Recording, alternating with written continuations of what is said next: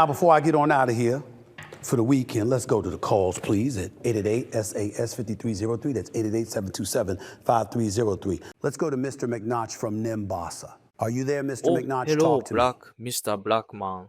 Good evening. What is your question? Mr. Blackman, have you ever stayed in any of my hotels? If so, have you ever had my fish soup?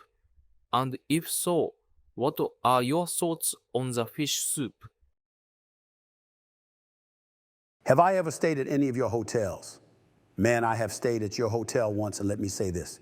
That will be my last time I will stay at any McNotch hotels. The one I stayed at was the one in the Lopez Mall. I booked a room there back in season 1 because the hotels was literally next to the Squid Stadium inside the mall. Let me say what a shit show that hotel was, because I get to the reception desk and the people at the desk had a hard time understanding my English. After 2 hours trying to book a room, they handed me the keys and told me my room was upstairs.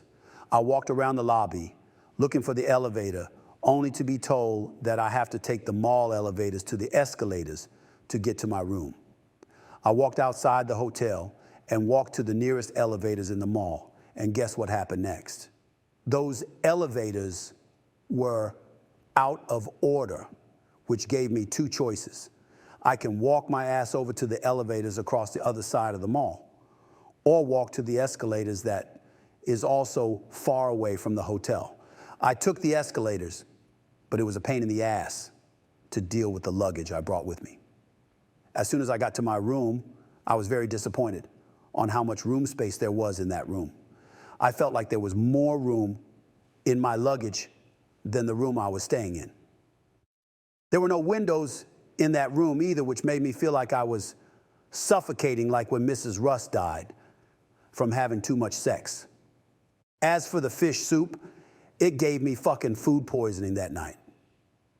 There were no bathrooms in that room, and only bathroom in that mall was the bathrooms downstairs called public restrooms, which fucking cost money to take a shit in a toilet. Money and taking a shit, there was no problem to me. What was the problem? Was that the mall closes at 8 p.m. And so me walking down there at 10 p.m. was against the mall policy, which I didn't know. The mall police saw me and beat the shit out of me, literally.